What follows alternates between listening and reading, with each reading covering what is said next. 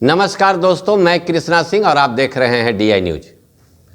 आज मैं आपको ऐसे शख्स से मिलवाने जा रहा हूं जिन्होंने शिक्षा के क्षेत्र में अपना संपूर्ण जीवन का योगदान बिहार सरकार को दिया। वो महाराजा कॉलेज के प्रिंसिपल भी रह चुके हैं, वो वीर कुंवर सिंह यूनिवर्सिटी के VC भी रह चुके हैं। आज हमारे बिहार में शिक्षा की जो स्थिति है ये आप सभी से छुपा हुआ नहीं है, और ये स्थिति क्यों है ये आपको हमारे जो अतिथिगण हैं ये आपको बताएंगे कि बिहार में शिक्षा की स्तर जो है दिन पर दिन गिरते जा रहा है। और ये आज से नहीं है, ये पहले भी था, अब कुछ ज्यादा हो गया है। पहले कम था, अब कुछ ज्यादा हो गया है। आइए आपको मिलवाते हैं एक ऐसे व्यक्ति से जिन्होंने अपना संपूर्ण जीवन बिहार सरकार में रहकर बिहार वासियों को शिक्षित करने का काम किया है और भी कई तरह के समाज सेवा इन्होंने की है। आइए मिलवाते हैं। बिहार में शिक्षा का स्तर गिरते जा रहा है, आपको क्या लग रहा है?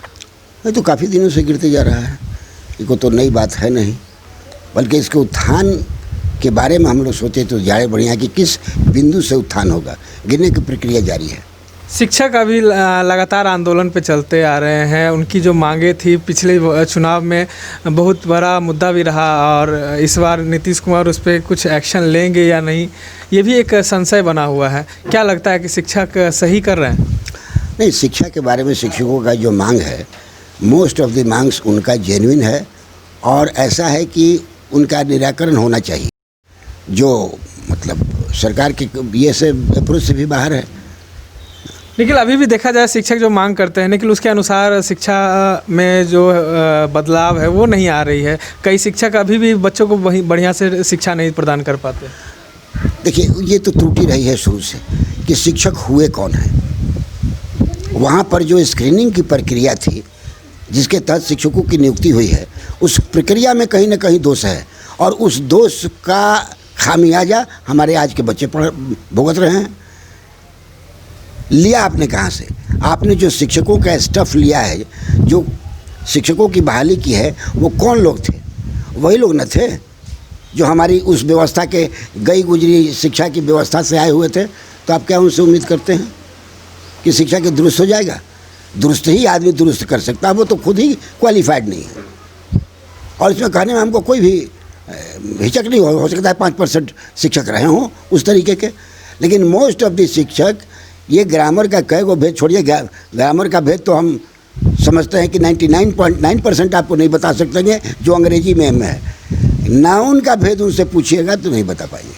This is the qualification. तो युवा पीढ़ी भी इन पे कैसा असर पड़ेगा अगर शिक्षक ऐसे रहेंगे? पड़ रहा है ब्रदर, पड़ रहा है, उन पर असर पड़ रहा है। आप अगला अब 2-4 साल के बाद आप खोजिएगा तो आप क्या पढ़ाएंगे? वो खुद नहीं आश्वस्त है कि वो क्या पढ़े हैं। He is not confident. तो जो खुद कॉन्फिडेंट नहीं हो, बच्चों को क्या पढ़ाएगा? यूनिवर्सिटियाँ में सेशन लेट होते रहा है कि आपका भी शासनकाल रहा, VC रहे हैं, तो क्या उस समय भी यही हाल था? हाँ, बिल्कुल था। इसका कारण सर? इसका कारण लेट एग्ज़ाम्स। वहाँ पर तो स्टूडेंट्स यूनियन है। हमारी परीक्षा आज हम नहीं देंगे, 10 दिन के बाद होगी। हमारे 6 महीना हमारा डेट बढ़ा दिया जाए, कभी ये रीजन्स कभी वो रीजन्स। नतीजा क्या हुआ कि सब मिल करके और under the pressure of the students management को तो करना पड़ता है। वाइस चांसलर क्या करेगा आखिर? शिक्षा का डेट बढ़ाते गया, बढ़ते गया, नतीजा क्या हुआ कि सेशंस लेट हो। लेकिन छात्रों का कहना रहता है कि वो तो तैयार रहते हैं एग्ज़ाम देने के लिए, ऊपर से ही ढिलाई होती है ये परीक्षाओं में। ऐसी कोई बात नहीं है, दोनों तरफ से कमियां दोनों तरफ से है।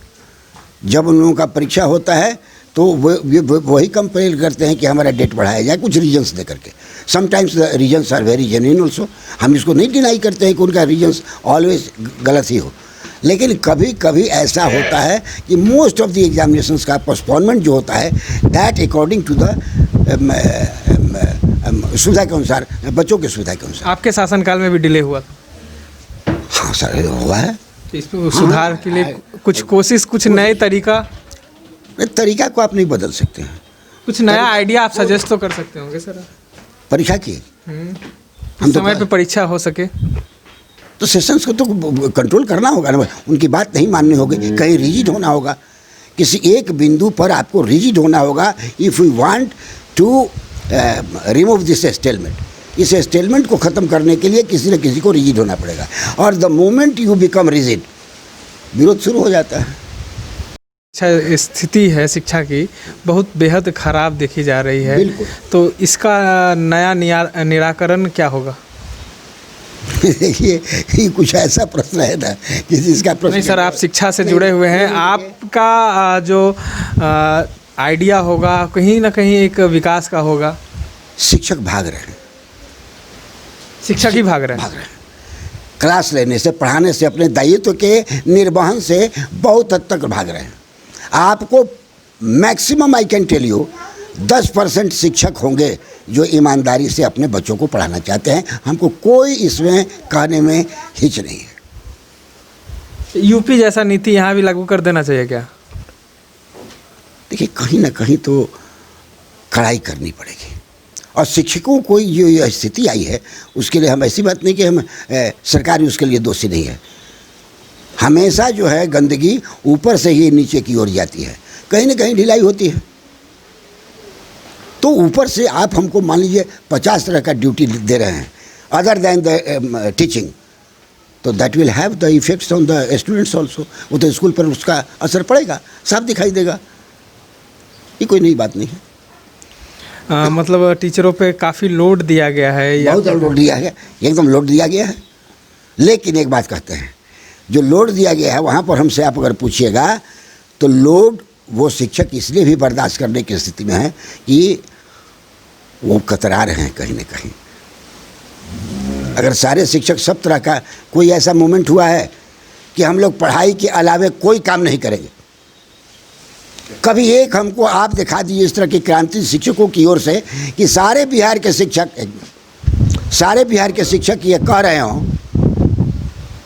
कि नहीं, हम लोग सिर्फ पढ़ाएंगे और सिर्फ पढ़ाएंगे। हमको एक आंदोलन बता दीजिए, एक भी आंदोलन कि हम क्लास करेंगे ही, ऐसा कोई आंदोलन बिहार में नहीं हुआ शिक्षकों की ओर से। हमारा वेतन कम है, हमारा सर्विस रेगुलराइज होना चाहिए, हमारा समय पर वेतन नहीं मिलता है, हमारा बकाया है, सारी सुविधाएं इनको आप दे दीजिए, लेकिन एक भी इनकी क्रांति, एक भी इनका जो है सो प्रयास इस दिशा में नहीं हुआ है कि चाहे जो भी हो जाए हम 10 बजे स्कूल जाएंगे और 4 बजे आएंगे।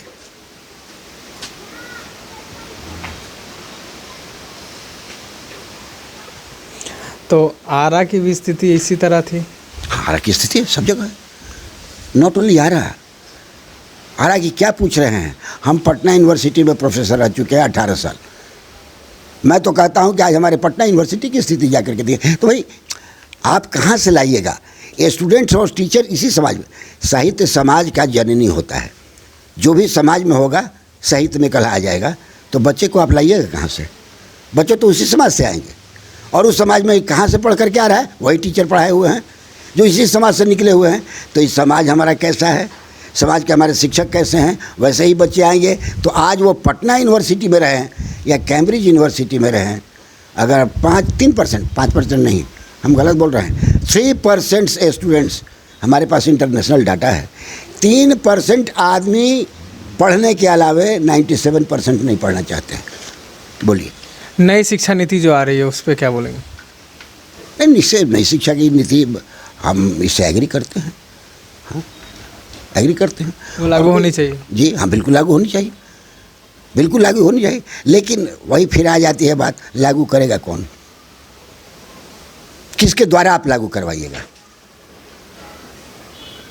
हम जो भी कुछ इम्प्लीमेंट करेंगे through the teachers, through the atmosphere, through the education department, and what are the lacunas in the education department is not hidden to anybody, सबको मालूम है। बड़ी स्थिति दयनीय है। ये थे हमारे साथ शिव कुमार सिंह जी, जिन्होंने शिव शंकर सिंह जी, जो लगातार हमसे बातचीत में बने रहे और उन्होंने शिक्षा पे कई बात बोले। उन्होंने ये भी बता दिया कि किस तरह से शिक्षक पूरी तरह से समर्पित नहीं है शिक्षा के लिए। हाँ, हालांकि जो शिक्षक मांग कर रहे हैं वो उनका समर्थन करते हैं, लेकिन कहीं ना कहीं शिक्षा पे इसका असर पड़ रहा है और सरकार को भी इस पे ध्यान देना पड़ेगा।